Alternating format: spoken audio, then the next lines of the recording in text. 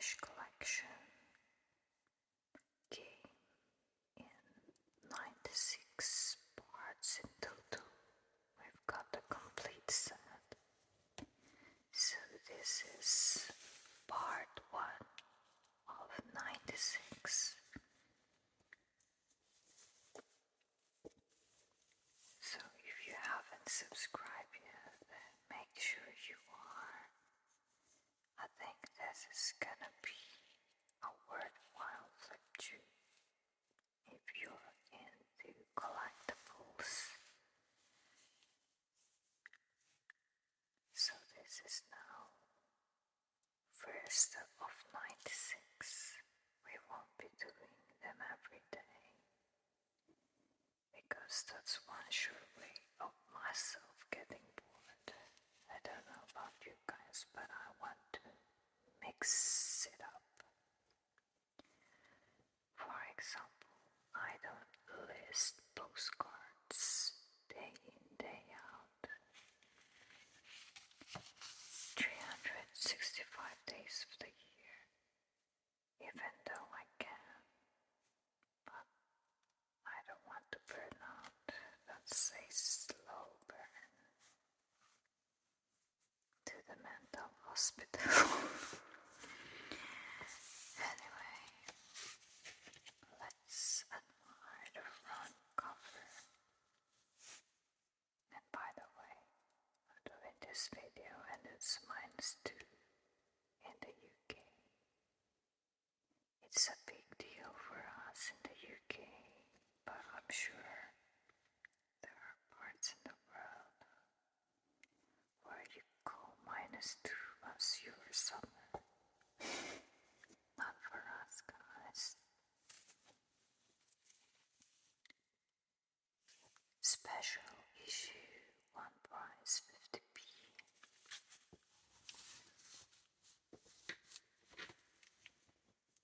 Is your teddy bear worth thousands? I tell you, my teddy is priceless. I'll get him later. I've got several teddies at home. They're not for sale.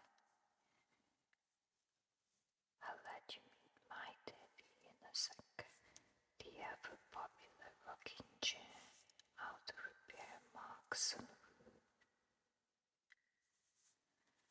That's interesting.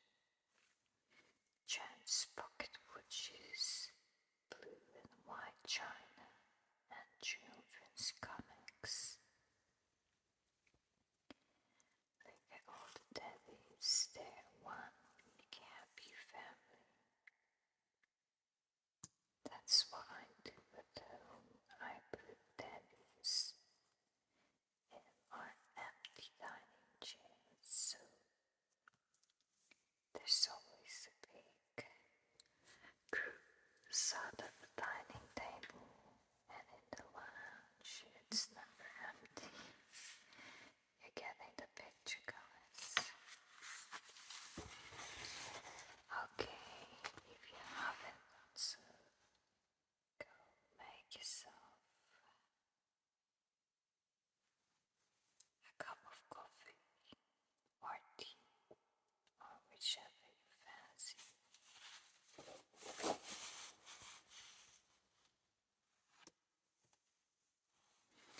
So these are your contents. What is this whole magazine? That's part 1 of 96. China and glass, accessories, toys and pastimes, know-how, icons and memorabilia, and furniture. I'm liking this already. I like the size of it. It's not tedious.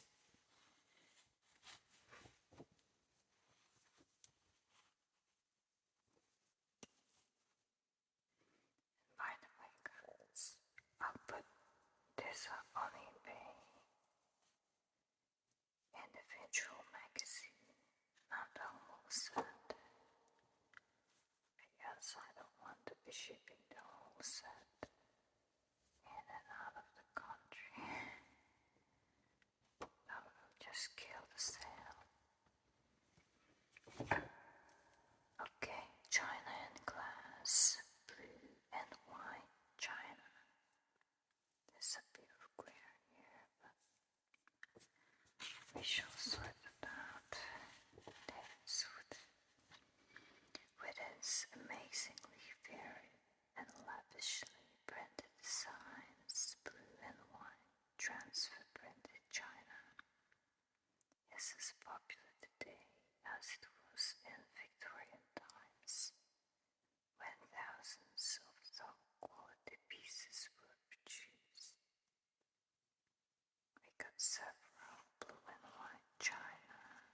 stock. Blue and white pottery was made all over the country, but spode of Stoke-on-Trent was unrivaled for quality of engraving, color, and glaze. Much of the pottery on the dresser above, which ranges in value from £3 to £100, is bowed. Actually, I love the Welsh dresser, and this bits here. I show you now. I have some for sale, not listed yet, guys. I have this brass hardware for you to use if you like them. They're new in stock. Let me show you. My gloves are worn out. I keep saying this. After this video, I'm gonna show them. I've got several pairs anyway. This looks like a chic repainted old rose, almost pink brassware for your jewels. Isn't that lovely? There's only one of them. We'll put this in one listing and separate listing for that. We'll sell them individually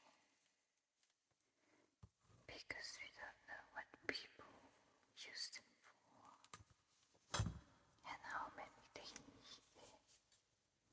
So let them decide for themselves. I like it. That will go well with your oak furniture or your hardwood furniture anyway. Not buying furniture.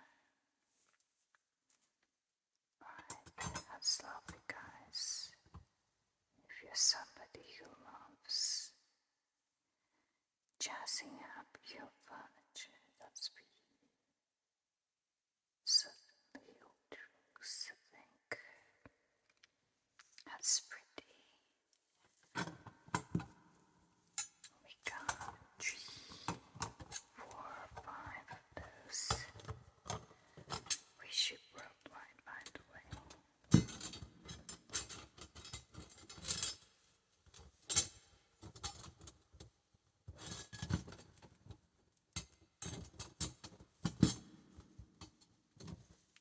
Guys, I love things like this. That could be yours if you love projects like that. I certainly do. 10 minutes in and we haven't even started. Blue and white transfer printed china was first produced at the end of the 8th century and was so popular that even today nearly everyone has at least one piece. Previously, most blue and white ceramics were imported at great expense from China. The price of the hand-painted pieces put them out of the range of most people's pockets. When British firms found a way to undercut the Chinese wares, the market boomed. Okay. So those were fake China then. The fake that became the original.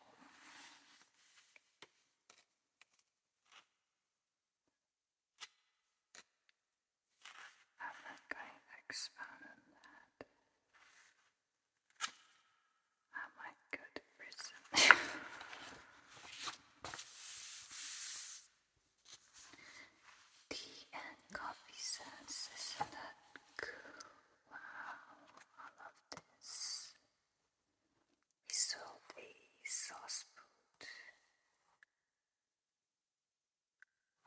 style. He went to America, or probably the UK. Tea drinking was as popular with the Victorians as it is now, and the fragile sets came in for a happy use. A complete set is a rare and valuable find, but individual cups and saucers make a very attractive collection, even if the pieces do not match. The diversity adds to their charm. Yeah, same with the cups, same with themes. Diversity is the name of the game, guys. This is a compote. It is used for cakes or fruit and is decorated with an attractive jeans pattern. Traces of gold painted trim are only just visible. The abstract pattern on this bowl. And by the way, if you're seeing those numbers, let's revisit those because these are the price guide. But I don't pay attention to those as much because prices really fluctuate. So our pricing is based on the current market. Was no doubt inspired by Oriental China. The design on the outside shows a peacock, which is that one. The deep blue floral decoration and attractive scalloped edge make the sugar bowl unusual. Actually, this inspires me to list them. Because as you know, guys, they won't list themselves. Dating from the early Victorian era, this cup and saucer has a typically rustic scene with a delicate floral border on the inside. Yeah, Victorians are so into flowers. Actually, they even have a language for flowers, which I think we normally take for granted. But for them, each flower and color has a really deep meaning. So if you see something floral and you don't know what it is, you might just get away with what is called Victorian. These rattle-pane plate with a black border depicts a castle set in a Scottish landscape, complete with mountain peaks. I love this because ceramics are actually one of my favorite, along with jewelry and ephemera. With its small handles, this compote is perfect for delicate tea-time sandwiches. The leaf decoration is particularly unusual. We have several compotes. I'm gonna list them because I think eBay has up and went to unlist several hundreds of items with the glitch. So you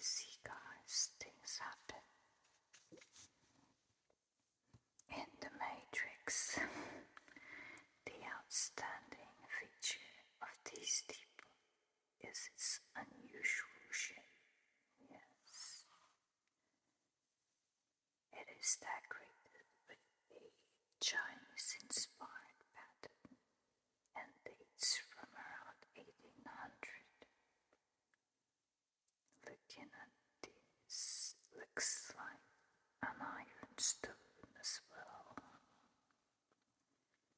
Rustic scenes like these, one showing 3 children playing, were very popular.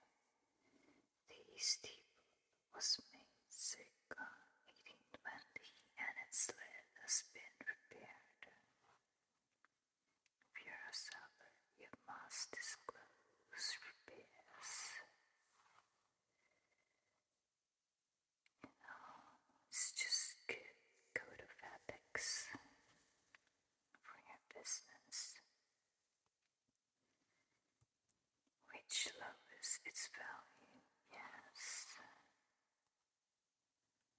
A petite cream. Oh, I love cream. You know, guys, we will never finish this flip through because I think I feel like I want to show you some of these, but no, I'll hold myself back. I'm gonna check our listing for petite creams and refresh them.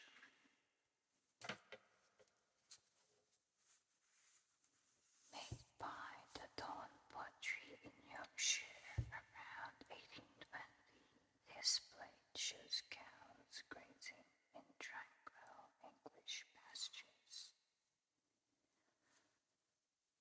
So this, in summary, is your blue and white Victorian transferware. That's it, but I'd like to go in detail because you need to learn, and because we all want to learn. Well, I want to learn.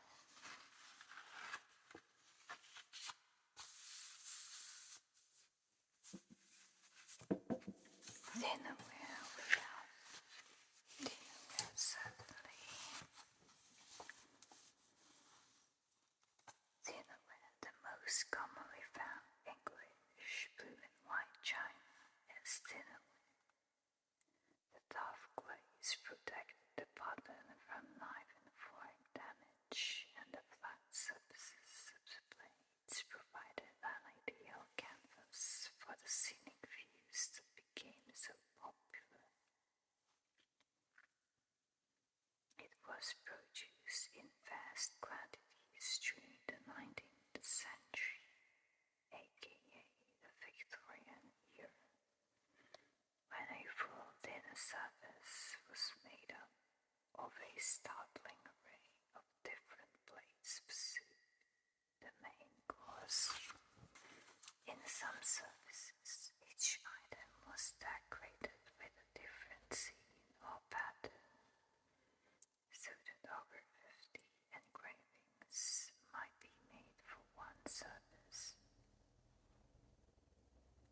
However, the borders on items such as plates were always identical.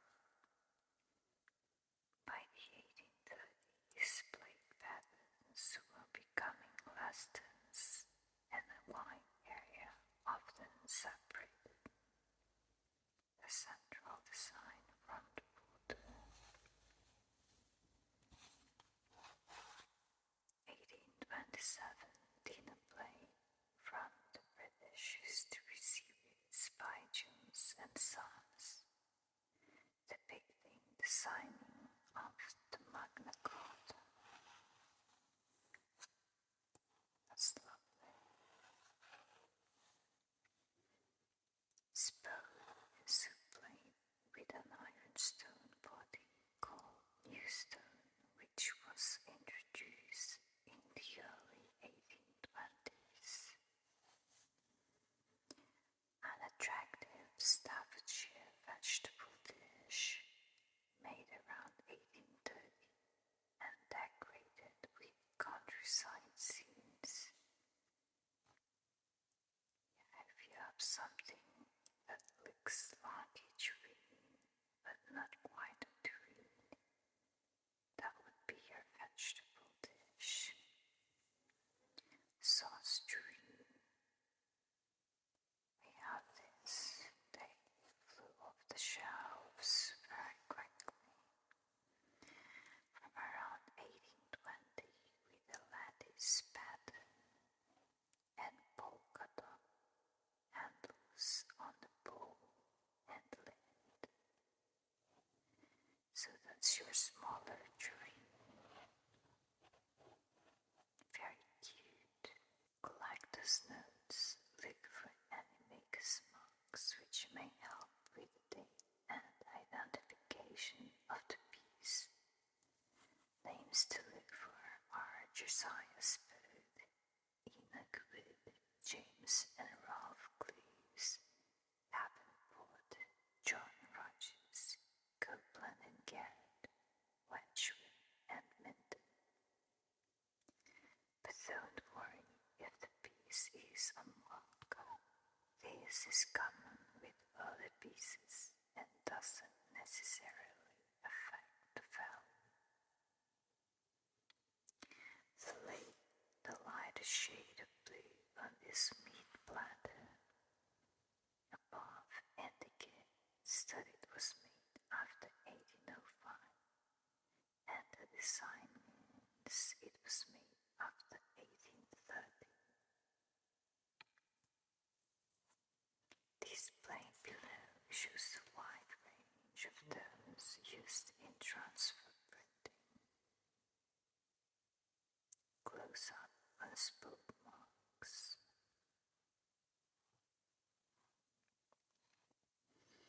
Variations of the circular ground mark, often incorporating a wreath, were used from 1833 to 47.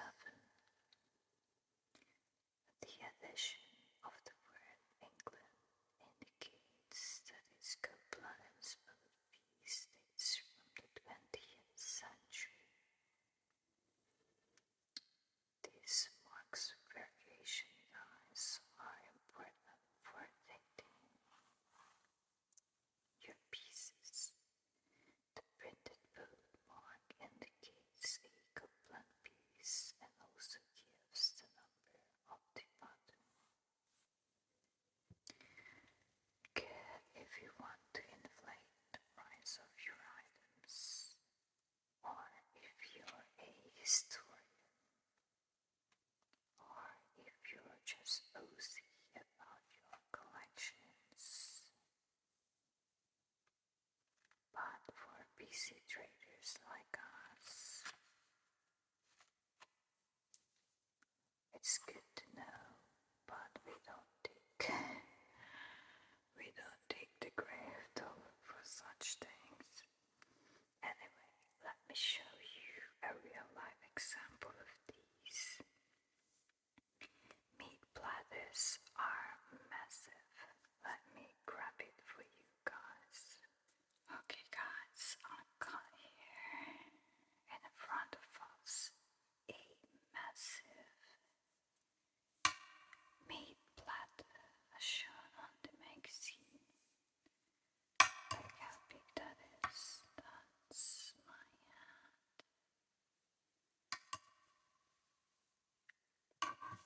That's the pen. And we got some grooves here. Look. Very well designed for your meat.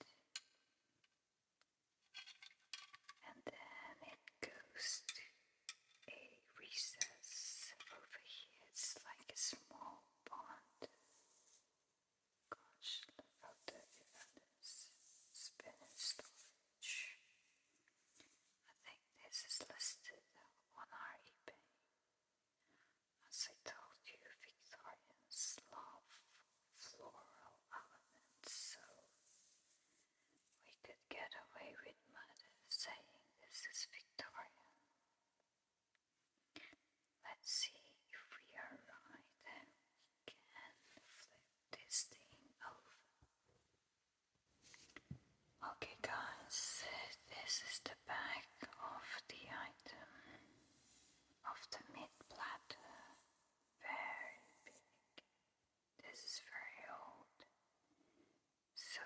this is undated, which means it's an earlier piece.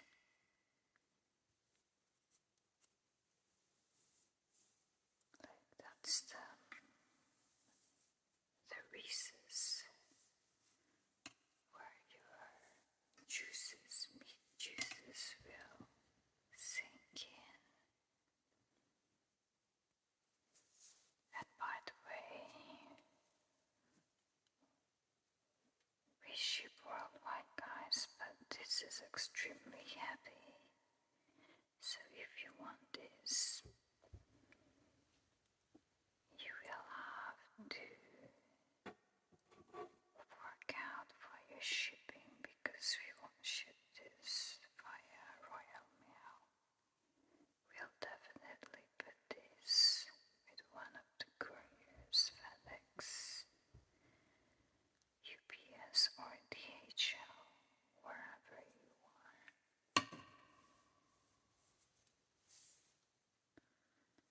And this is the river. I think I must have listed this before, and then eBay maybe messed up the listing, or it's somewhere there. This is a pump room. I've forgotten now which pump room that is, but yeah. I have now disinfected our workspace because you have to clean as you go, otherwise your moves get affected by dirt and whatnot. Okay, so we're done with this page. I'm enjoying this.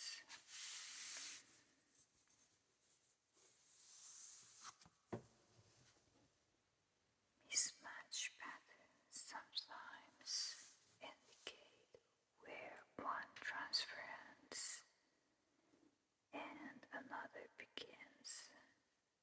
Yeah, I've seen that in our just put away meat platter. It was on the Wardour. Even the best makers occasionally made a mistake. This fleur-de-lis Copeland plate dates from 1852, but is worth only 18 pounds. Not many pieces will be as easy to date as this 1973 presentation plate above.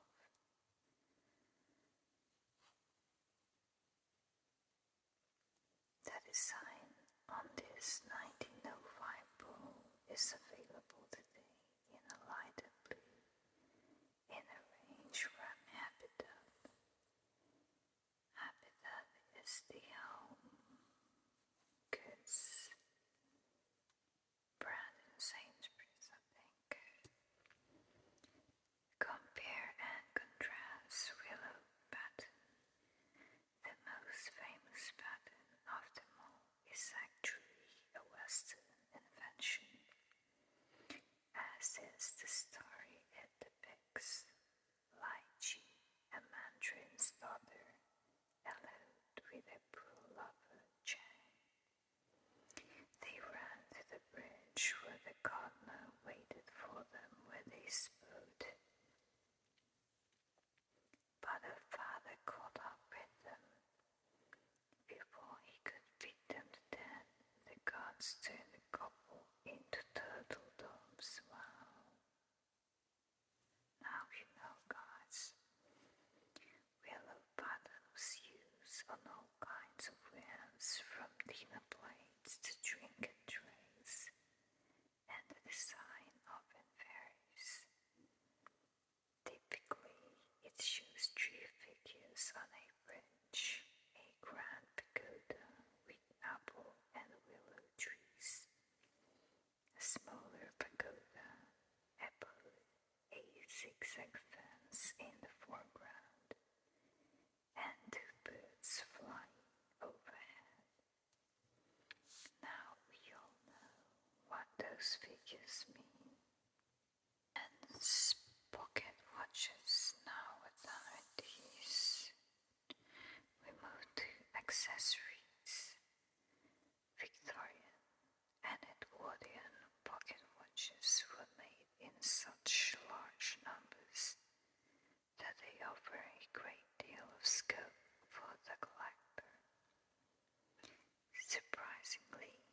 clothes are still relatively inexpensive. Among the most prized possessions of a typical Victorian gentleman would have been his pocket watch. It was attached to his waistcoat by a chain, which was threaded through a buttonhole. The watch was then slipped into a small pocket either in his waistcoat or at the waist of his trousers. Yeah, nice.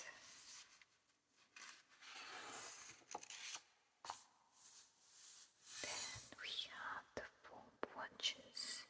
The most popular dial design is white enamel with thin Roman numerals. This one's and that one. Although ordinary numbers are also found. Watch hands are often made of blued steel. This turns blue when heated to prevent corrosion. Spade-shaped hands are common in England and more slender hands in France. These are your spade-shaped hands. Okay, so if you're a dealer or a trader, this one's for you. Never attempt to repair a watch yourself, and never first open the back of a watch to look at the workings. Repairing watches is a job for the experts. A list of watchmakers in your area can be obtained from the British Horological Institute. Watch repairs can be very expensive, and you may also find that some of the parts you need are now obsolete. Before buying a watch, make sure that the hinges are not split open. Don't use abrasive metal polishes, and never try to clean the workings yourself. You know, guys, these are the very same reasons why I don't deal with watches. Teddy bears. Once just a nursery toy relegated to the attic, teddy bears are now among the most popular of all collectibles, and prices are undoubtedly on the increase. Today's collector can choose from almost a century of teddy bears, from the earliest German versions to modern toys from all over the world. Oh, poor teddy. You usually see daddies like him with a gauze or bandage around the head or on the arms. Usually sold or given for free in hospitals or in charity fundraisers. Very cute. This is why they put them in the empty chairs. Let me grab some of our few teddies. Okay, guys, we've got 2 teddies here. There's another teddy, but he won't fit on our frame. So we have a hooded teddy bear here. He's from Harrods. Look,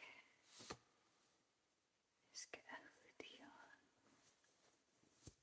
with proper washable duffel coat. You can actually remove his coat if he feels hot. Look, I wash their clothes, you know.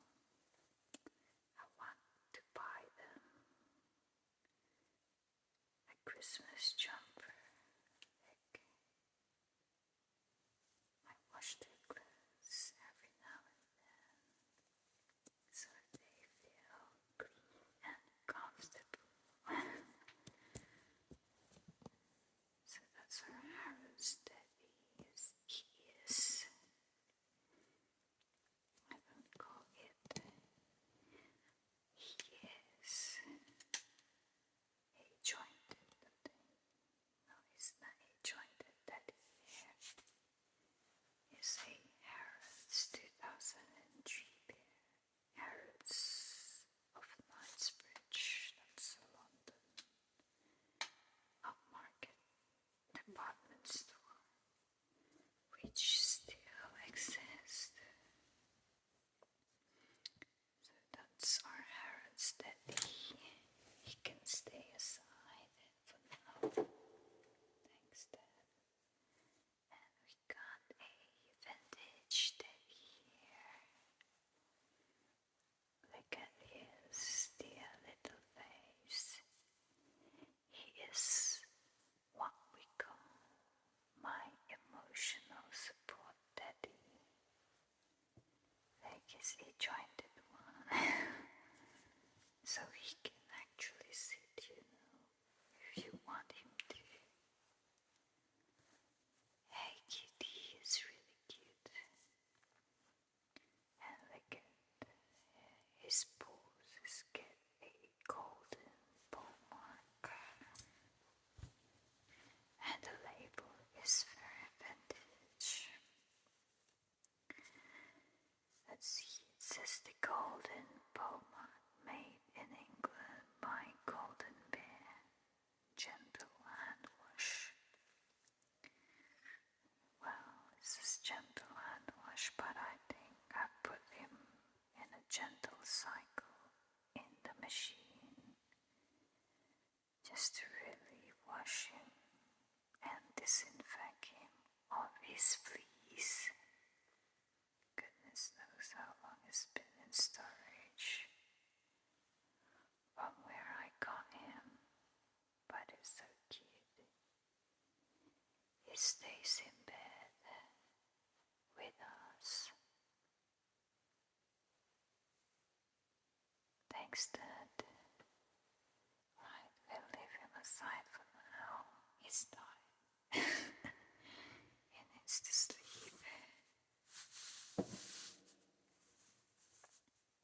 Okay, guys, let's carry on.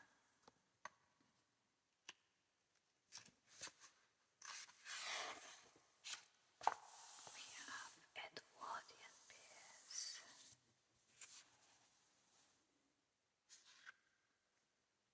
We won't go into so much detail, maybe highlight a few. This cinnamon brown stiff bear, but realistically colored and shaped. A 1915 German bear with a red trademark button visible under his left arm.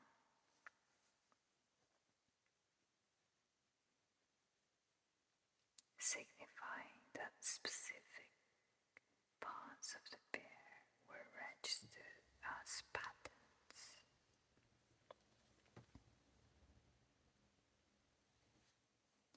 A Gingerbread being bear from circa 1930, which performs somersaults. Gosh, don't let it do that when I'm asleep. That's crazy. When in working order, this type of bear commands very high prices. There you go, guys. You think it's worth nothing until he somersaults, then there you go. You get your money's worth. This early style dates from 1904 and has boot button eyes. Unfortunately, his hand-stitched nose is almost worn away, and his paws are also showing signs of wear and tear. An unusual multicolored style dating from circa 1906. These bears' repaired paws lowers his value. A mechanical jet-producing bear on skates, dear me, which may have been inspired by the real skating bear, Alice Daddy, that performed in the United States at the turn of the century. There you go, guys, look for your skating bear. He might just be the answer to your retirement. This being mechanical bear has a clockwork ball that he plays with. Okay. Close up on noses. Right, we're going over the noses now. Thoroughly modern bears. In the 1920s and 1930s, the British toy industry thrived, and slowly but surely, a new teddy bear shape began to emerge. These bears had less pronounced snouts, much shorter limbs, and an ever-decreasing hump on the back. An English Chad Valley bear from the 1940s, with glass eyes and a trademark label on his right foot. This is glass eyes, and Daddy has got glass eyes too. Look.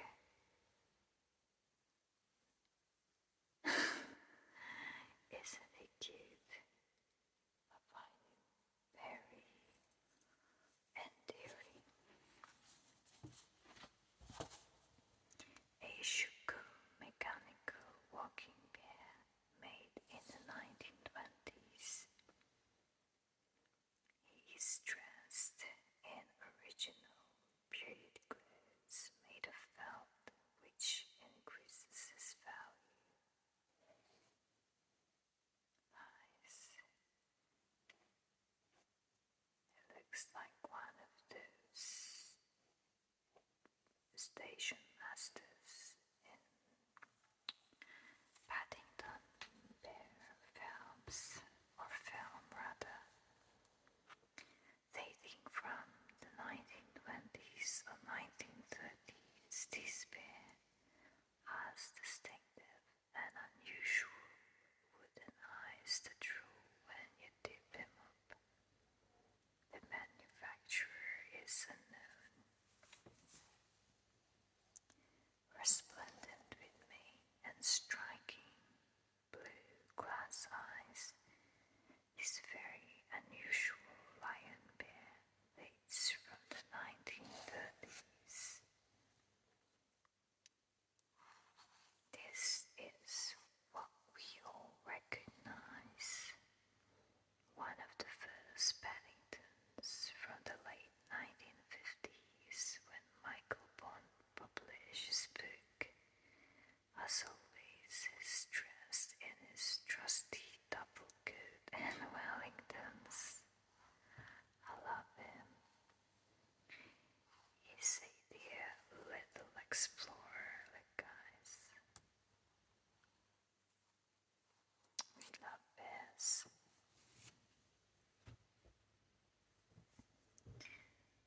A small Chad Valley bear from the 1930s, with glass eyes and imitation leather pants.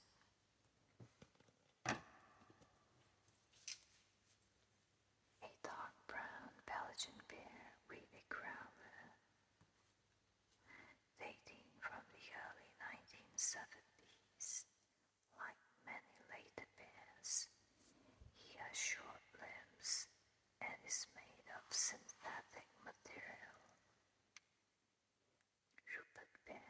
first appeared in the 1920s in a carton strip in the Daily Express. This is one of the many Rupert soft toys made in the late 1960s.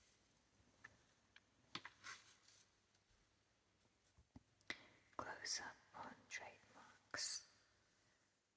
One of the most reliable ways to identify a teddy is to look for a trademark. So we have an early stiff button marked stiff, some buttons were blank. The modern stiff button is sewn onto a tag. A Chan Valley trademark button with printed lettering. A modern stitch Mary Thought label found on the right foot.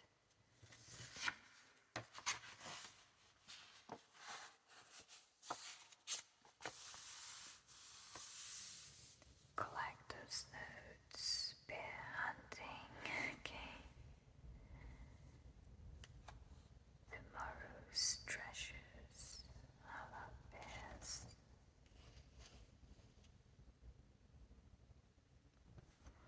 Compare and contrast Stiff circa 1904 with its pronounced muscle. Yes. Long limbs and humpback. This bear is typical of the early Stives. Chan Valley, circa 1930. The changing British teddy bear shape with a blunter muzzle, no hump and short limbs. Themes circa 1960. A floppy, shapeless body like this is typical of later, machine-made British bears. What is this? It's an insert.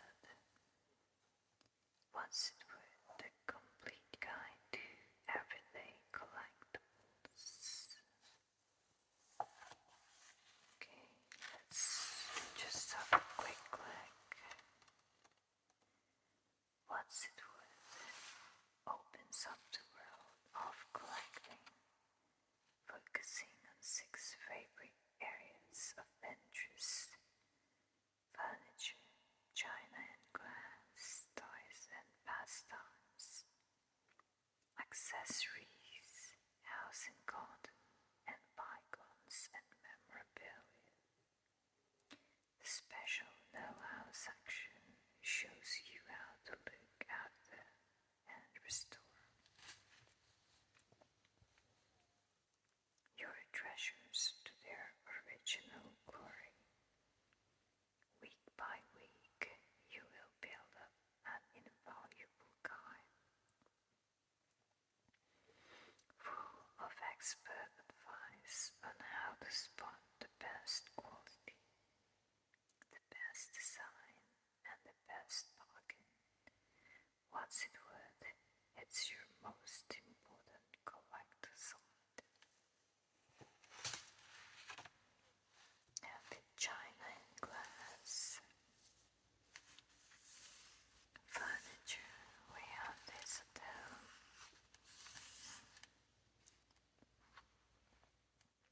Toys and pastimes. Bygones and memorabilia.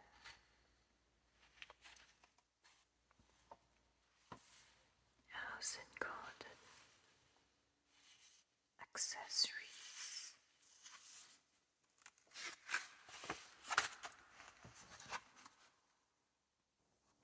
A new approach to collecting.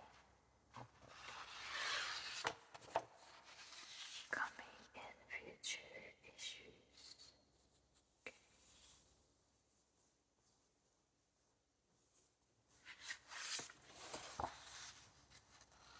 So that's an introduction to the whole collection, I think. We can put that somewhere in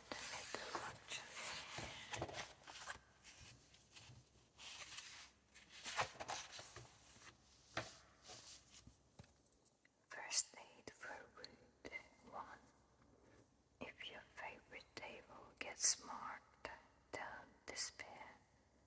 With a careful hand and an eye for color, you can repair many small stains and scratches on them. Case of white rings. When you get your white rings, when you're not careful with your hot drinks, and if you don't use coasters. So what you need: fine steel wool, gray 00, white spirit, flour paper or fine sandpaper, and metal polish. Wire brasso and silvos kind of thing. And for scratches, what you need is rags, white spirit, flour paper, wax crayons, uncolored wax polish. Okay, so white spirit is a must-have then if you have wooden furnitures. No antique furnitures. Comics. Comics have a great deal to recommend them. They provide the collector with a reminder of a lost childhood, are an entertaining read, and are affordable as well. We've got loads of these, but haven't listed as much. I think I didn't even go 1 inch deep listing them. I might do now if I get inspired.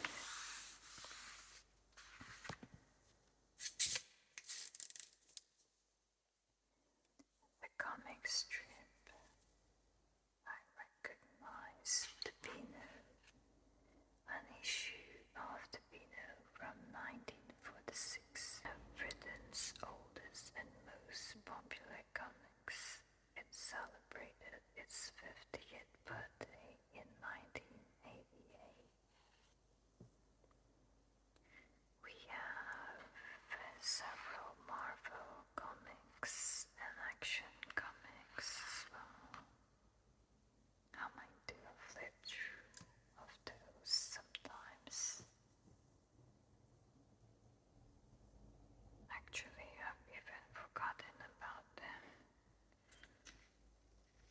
They're in storage, so it's good to do a flip through, actually, to remind ourselves of our dead files, as we call in the trade.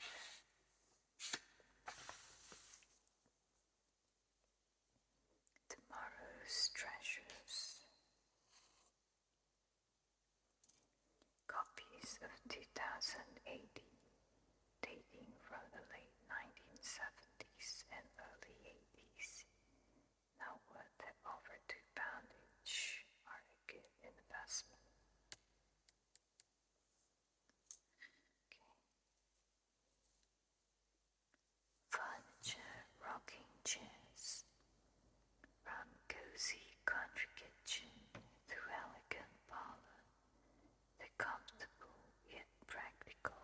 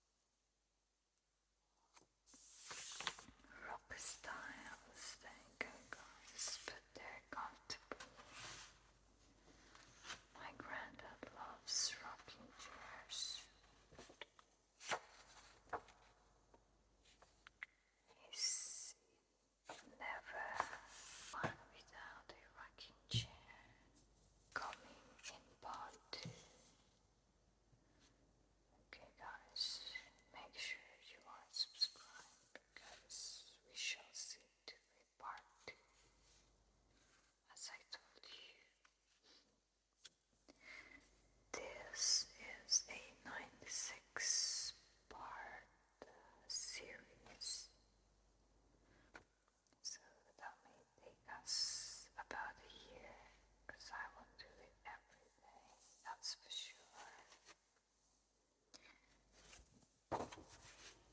What's it for? Pulling your leg. At first glance, this strange-looking object appears to be some kind of creepy crawling that might be found lurking in a dark corner. This cast iron beetle is in fact a cleverly designed boot jack dating from late Victorian times. One booted foot is placed on the beetle's back, while the heel of the other foot is placed between the antenna. One quick tug, and your boot slips off with ease. So I shall put a playlist. It will be called a What's It Worth playlist. I'll put a link on this corner here. And we'll also put this on the vintage, antiques and collectibles playlist and the whatnot playlist. No, there's no whatnot playlist and other playlists. So make sure you leave us a comment, share it with your besties, and don't forget to like and subscribe, guys. And watch our other videos if you want to learn a bit more about antiques, vintage and collectibles, because that's our business and we will share whatever we find with you guys. Okay guys, I'm dying for my coffee, so I will leave you in peace. Cheers guys, see you tomorrow. Keep warm, stay safe.